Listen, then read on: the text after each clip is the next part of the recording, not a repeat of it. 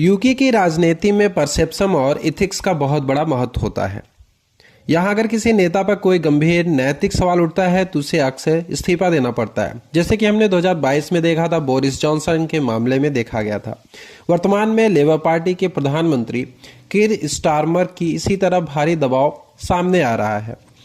संकट का मुख्य कारण क्या है, क्यों ऐसा हो रहा है? स्टीफन फाइल्स का पूरा मामला जेफरी एप्स्टीन की जुड़ी विवादास्पद फाइलों से संबंधित है। एप्स्टीन मामले में दुनिया भर में कई प्रतिभाशाली व्यक्तियों का नाम उजागर हुआ है। लोगों के नाम सामने आए हैं जो कि यौन अपराध जैसे घिनौना अपराध और अनैतिक गतिविधियों में शामिल थे। कीर स्टारमर का आरोप क्या है? यह स्पष्ट करना बहुत महत्वपूर्ण है कि कीर स्टारमर व्यक्तिगत रूप से स्टीफन मामले में शामिल है कि नहीं है। हालांकि उन पर खराब राजनीतिक निर्णय यानी पूरा पॉलिटिकल जजमेंट का आरोप लगा है। स्टारमर ने पीटर मेंडल्सन को अमेरिका में यूके को राजदूत नियुक्त किया है। मेंडल्सन का नाम स्टीफन फाइल में बहुत करीब से जुड़ा हुआ है, जिससे कि स्टारमर की क्रेडिबिलिटी को भारी नुकसान पहुंचा है। इस विवाद के कारण कीर स्टारमर के ऑफिस में कई वरिष्ठ सहयोगियों ने पहले इस्तीफा दे दिया है। विपक्षी दलों के साथ खुद लेबर पार्टी के सांसद भी अब जवाबदेही और नेतृत्व परिवर्तन की मांग कर रहे हैं। यूके की राजनीति में कीर स्टारमर को एक नैतिक नेता माना जाता था, लेकिन अब उनकी छवि एक अक्षम और प्रगतिशील नेता बनकर रह गई है।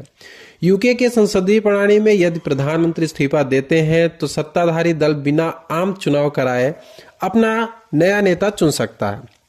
इस समय प्रधानमंत्री के लिए शबाना महमूद का नाम सबसे आगे चल रहा है। आइए जानते हैं कि ये शबाना महमूद हैं कौन।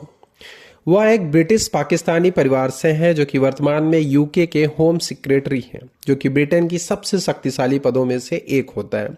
वे पेशे से वकील रही हैं और 2010 से सांसद में हैं। उन्होंने एक अनुशासित और कानूनी रूप से तेज नेता माना जाता है। उनकी छवि काफी साफ है। यदि वह चुनी जाती हैं तो वह यूके की पहली मुस्लिम प्रधानमंत्री बनकर इतिहास रचने वाली हैं। यूके की राजनीति में जो मॉरल लेजिटिमेसी है अत्यंत संवेदनशील मुद्दा है। एप्स्टीन फाइल से जुड़े खुलासे कीर स्टारमर की सरकार के लिए घातक साबित हो सकते हैं।